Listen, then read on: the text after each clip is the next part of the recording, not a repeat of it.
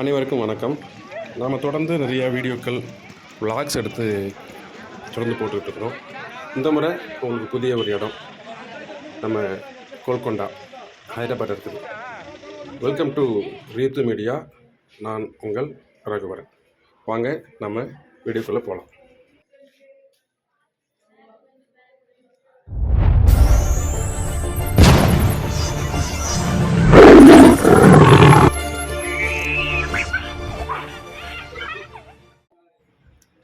கோல்கொண்டா அல்லது கோல்கண்டா தென் மத்திய இந்தியாவில் சிறந்த ஒரு நகரமாக இருப்பதோட பண்டைய காகாத்திய ராஜ்யத்தோட, அதாவது 1364 அதிலிருந்து 1512 வரைக்கும் தலைநகரமாக இருக்குது. இது ஹைதராபாத் நகருக்கு மேற்கே ஒரு 11 கிலோமீட்டர் தொலைவில் அமைந்திருக்குது.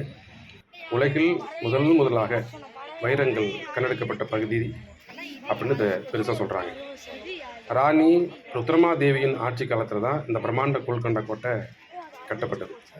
வடக்கில் முகலாயர்களின் ஆக்கிரமிப்பில் இருந்த தற்காத்துக் கொள்வதற்காக தங்களது முதலாம் தலைநகரான கோல்கொண்டாவில் கோட்டையை மீண்டும் கட்டி எழுப்பினாங்க.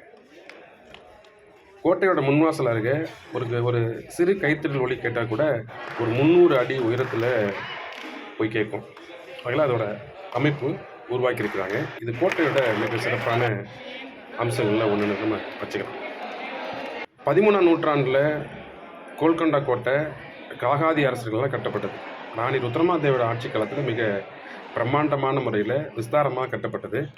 அதுக்கப்புறம் 11ஆம் நூற்றாண்டில் குதுப் ஷாஹி அப்படிங்கிறவர் ஆக்கிரமிப்பு செஞ்சுட்டாங்க அந்த மன்னர்.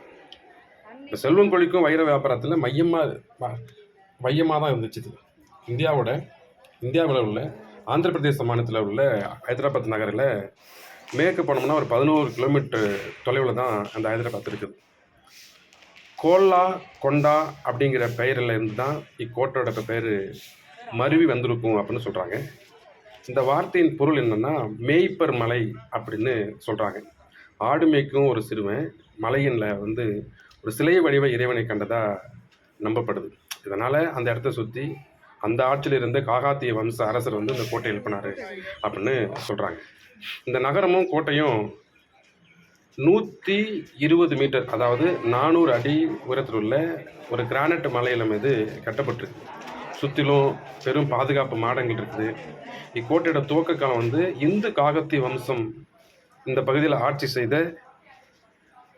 1143ஆம் ஆண்டு வரை பின்னோக்கி செல்லுது.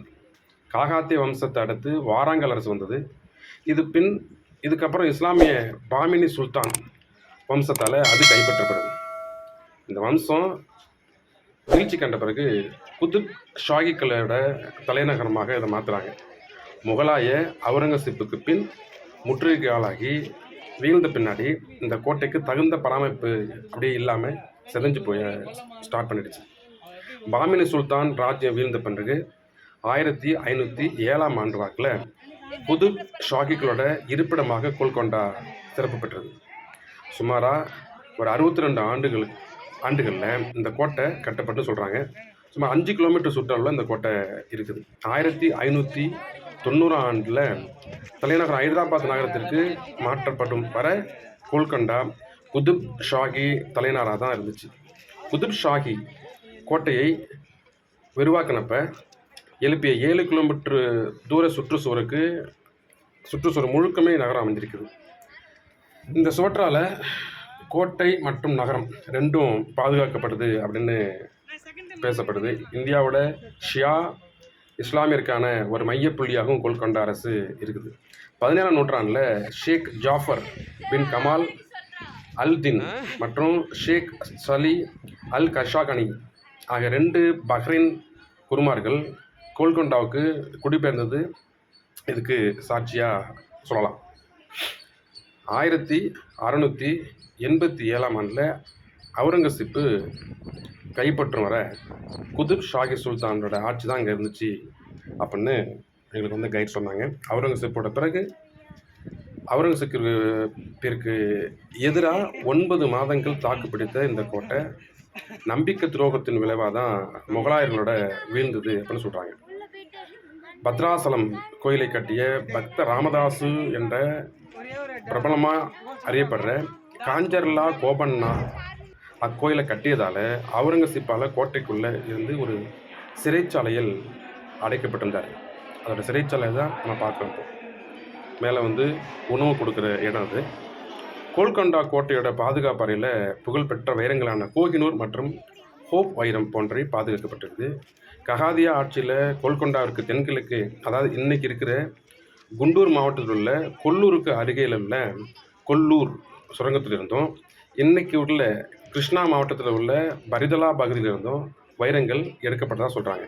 அவள் கோல்கொண்டா நகரில் பட்டத்திட்டப்பட்டு நிறைவேற்றப்பட்டுச்சு அப்படின்னு சொன்னாங்க. அச்சமயத்தில் உலகத்தில் இந்தியா மட்டுமே அறிந்த வைர சுரங்கங்களை கொண்டிருந்தது. உலகம் முழுக்க வந்து இந்தியாவில் தான் வைரங்கள்னு சொல்லப்பட்டது. அது குறிப்பாக இங்கன்னு சொல்லலாம். கோல்கொண்டா சுரங்கங்களில் கூட மிகச்சிறிய அளவில் வைரங்கள் கிடைச்சிது. இப்பகுதியில் உள்ள சுரங்கங்கள் மட்டுமே வைரங்கள் காணப்பட்டதை ஐரோப்பியர்கள் குறிப்புகளை எழுதி வச்சுருக்காங்க அப்படின்னு சொன்னாங்க. கோல்கொண்டா வைர வியாபாரத்தில் சந்தை நகரமாக இருந்தது மட்டுமல்லாமல் பல்வேறு சுரங்கங்களில் இருந்து கொண்டு வரப்பட்ட கற்கள் இங்கு விற்கப்பட்டது. கோட்டை நகரம் தனது வைர வியாபாரத்திற்கு பெயர் பெற்றதாக நம்பப்படுது. கோல்கொண்டாவை சுற்றியிருந்த பகுதிகளில் இருந்து அற்புதமான வைரங்கள் கிடைச்சிருக்குது. ஈரானிய கிரீட கற்களில் மிக பெருசாக நம்பப்படுற மிக சிறந்தமான 185 கேரட், அதாவது 37 கிலோ உடைய தர்யா இ நூர் இங்கிருந்து பெறப்பட்டது அப்படின்னு சொன்னாங்க. தர்யா இ நூர் என்பதன் பொருள் என்னென்னா ஒளிக்கடல் அப்படி அதுதான் அர்த்தம். சுத்தமாக அல்லது மிக குறைந்த அளவு நைட்ரஜன் உள்ள வைரங்கள் கோல்கொண்டா வகை வைரம் அப்படின்னு சொல்கிறாங்க. அதாவது சுத்தமாகவும் இருக்கும், குறைந்த அளவு நைட்ரஜனும் இருக்கும் அதில். எனவே 2A எனவும் இது சொல்லப்படுது. இது ரொம்ப மதிப்புமிக்க வைரம். அதே மாதிரி 1880களில் வாக்கில் ஆங்கில மொழியர்களால் எந்த செல்வம் கொள்ளிக்கும் சுரங்கத்திற்கு குறிப்பிடவும் கோல்கொண்டா எனும் வார்த்தை தான் பயன்படுத்தினாங்க. பாதை இல்லையாட்டுங்கம்மா பாரு. அதாவது செல்வம் கொள்ளிக்கும் நகரம் எது சொன்னாலும் சரி தான், அவங்களோட பார்வைக்கு அது கோல்கொண்டா அப்படின்னு தான் அவங்க ஆங்கிலேயர்கள் சொன்னாங்க. மறுமலர்ச்சி சகாப்தத்தின் போதும் ஆரம்ப கால நவீன சகாப்தத்தின் போதும் கோல்கொண்டா அப்படிங்கிற பெயர் பரந்த செல்வத்தை குறிப்பதற்கானது அப்படி தான் இருந்திருக்குது. 1687 ஆண்டு வரை கோல்கொண்டாவை ஆண்ட ஹைதராபாத் குதுப் ஷாஹிகளுக்கும், அதன் பிறகு 1724 ஆண்டில் முகலாயர்களிடமிருந்து விடுதலை கிட்டிய பின் ஹைதராபாத் அஷாப் ஜா வம்சத்திற்கு இச்சுரங்கங்கள் பெரும் செல்வத்தை கொழிப்பளித்தன. 1948 ஆண்டு தான் ஹைதராபாத் இந்திய மாநிலமாக இணைக்கப்பட்டது அப்படின்னு நம்மள்ட்ட வந்து கைடு சொன்னார். கோல்கொண்டாவில் இந்திய தொல்லியல் துறை பட்டியலில் இடம்பெற்றிருக்கிறது. கோல்கொண்டாவில் 87 அரைவட்ட கொத்தளங்களுடனான 10 கிலோமீட்டர் நீள வெளிச்சுவரை கொண்ட 4 தனித்தனி கோட்டைகள் இருக்குது.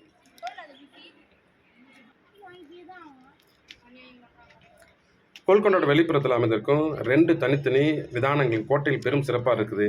மிகவும் கடமுடான பாறை பகுதியில் அமைஞ்சிருக்கிறதுனால இந்த கோட்டை ஏறுறதும் இறங்குறதும் வயதானவர்களுக்கு மிகவும் கஷ்டமாக இருக்குது. அதே மாதிரி இந்த இடம் வந்து மங்கள் அப்படின்னு அறியப்படுது. அதாவது கோட்டையில் வந்து மகாகாளி கோயில் ஒன்று இடம்பெற்றிருக்குது. ஏன்னா அந்த இதை கட்டியமைச்ச மன்னருக்கு ஒரு மனைவி வந்திருக்காங்க. அவங்க வந்து இந்து சமூகத்தை சார்ந்தவங்க. அவங்களுக்கு இந்த பக்தி இருந்ததுனால அந்த கோயிலை கட்டினாங்க அப்படின்னும் சொல்லப்படுது. நகரில் பேருடைய ரெனே மக்ரிட்டின் ஓவியத்திற்கு கோல்கொண்டா என பெயர் பெற்றிருக்குது. இதில் உள்ள மிகப்பெரிய ஒரு கிணறு இருக்குது. வெளியே ஆட்கள் வந்து தாக்க முடியாத அளவுக்கு அங்கங்கே சிறு சிறு குளங்கள், அது மாதிரி தண்ணீர் நீர்த்தக்கங்கள் இருக்குது. இது மாதிரி நிறையா இருக்குது. இங்கேருந்து ஏறுறதுக்கு மிக சிரமமான முறையில் தான் அது கட்டி எழுப்பப்பட்டிருக்கு. லாஸ்ட்டில் கடைசியில் பார்த்தோம்னா கடைசியில் ஒரு விஸ்தாரமான ஒரு தர்பார் இருக்குது. அந்த தர்பாரில் உட்காந்தோம்னா ஏசி இருக்கிறது மாதிரியான ஒரு ஃபீல் நமக்கு கிடைக்குது. மறக்காமல் இந்த இடத்துக்கு ஹைதராபாத் வந்தீங்கன்னா கோல்கொண்டா கோட்டையை முதலாவது நீங்கள் சுற்றி பார்த்துட்டு மற்ற இடத்துக்கு போனீங்கன்னா ஒரு குட் ஃபீல் கிடைக்கும். இப்போதைக்கு நாம் இந்த வீடியோவில் வந்து விடைபெறுறோம். அடுத்தடுத்து வீடியோக்கள் வரும். குறிப்பாக இதில் உள்ள ஏதாவது பிழைகள் இருந்தால், ஏதாவது கருத்துக்கள் இருந்தால் இந்த இதில் கமெண்ட் பண்ணுங்கள். அதேமாதிரி நான் பேசுகிறது ஏதாவது கிளியராக இல்லை அப்படின்னாலும் தயவு செஞ்சு கமெண்டில் சொல்லுங்கள். நாம் திருத்திப்போம். அடுத்தடுத்த வீடியோக்கு சந்திப்போம். மகிழ்ச்சி. Thank you so much.